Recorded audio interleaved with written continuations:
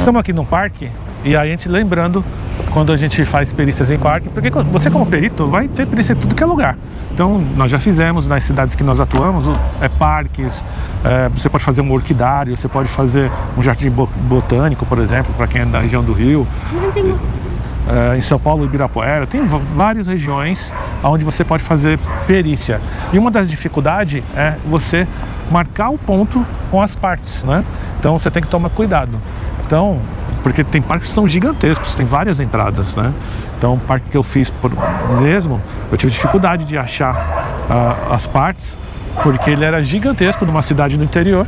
Então é sempre importante você dar uma olhada no Google Maps, é importante você tentar, né, conversar com as partes, ou até mesmo peticionar nos autos do processo pedindo que dê a posição certa, o portão certo. E isso não serve só para parque, serve para grandes indústrias também, certo, Tatiana? Quando a gente não conhece o ambiente, quer seja parques, igual o Rogério falou, que tem várias entradas, vários setores, shopping, aeroportos e afins, você não conhece muito bem o local, geralmente você pergunta para as partes, aonde que geralmente é o ponto de encontro.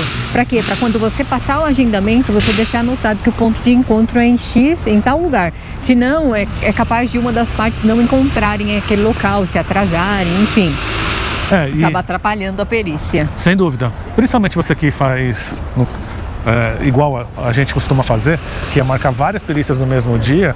Se você atrasa uma, compromete a perícia, as demais perícias do dia, né? Então tem que tomar muito cuidado com relação a isso.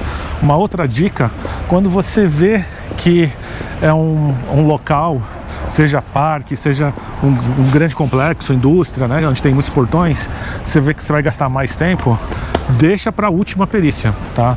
Deixando para a última, porque se tiver atraso não vai ter problema. Ou deixa ela isolada na parte da manhã ou da parte da tarde. Para não atrapalhar o horário das outras perícias, caso você tenha, né? Quem segue aqui sabe que eu estou sempre falando da escala, né?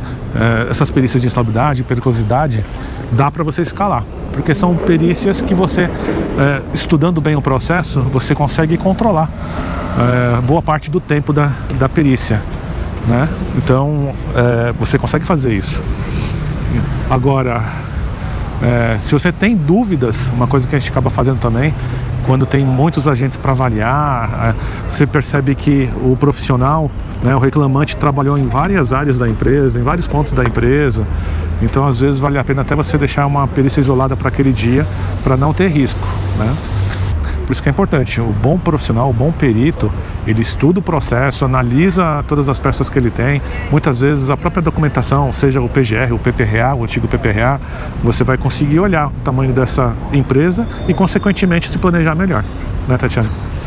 Não, com certeza, né? Misturando aí um pouco os assuntos, que são muitos assuntos, inclusive, né? A gente não vai conseguir falar tudo aqui nesse vídeo, mas só dando um apanhado, como o Rogério está falando.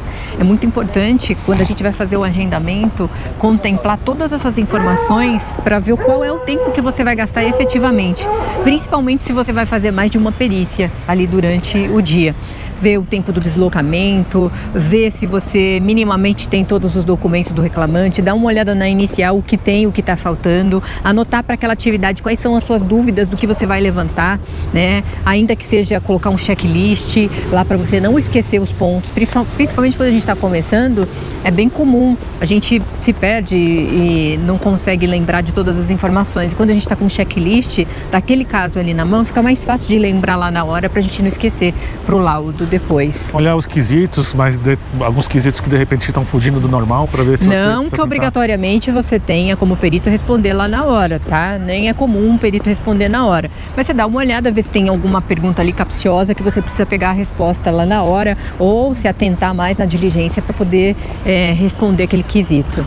Então aqui são alguns pontos para você observar, que nem a Tatiana falou. Quer olhar no detalhe como fazer uma boa perícia na área de instabilidade, periculosidade, perícias na área de SST? É bem simples. Vou deixar o link aqui do nosso curso de capacitação para perito judiciário e assistente técnico, onde a gente vai do zero ao avançado, com suporte de 1 ano e live, tira dúvidas todos os meses para você participar durante 1 ano. Tá ok? Então, vamos lá. Clica no link que eu te aguardo lá no curso. Até o próximo vídeo. Tchau! Até!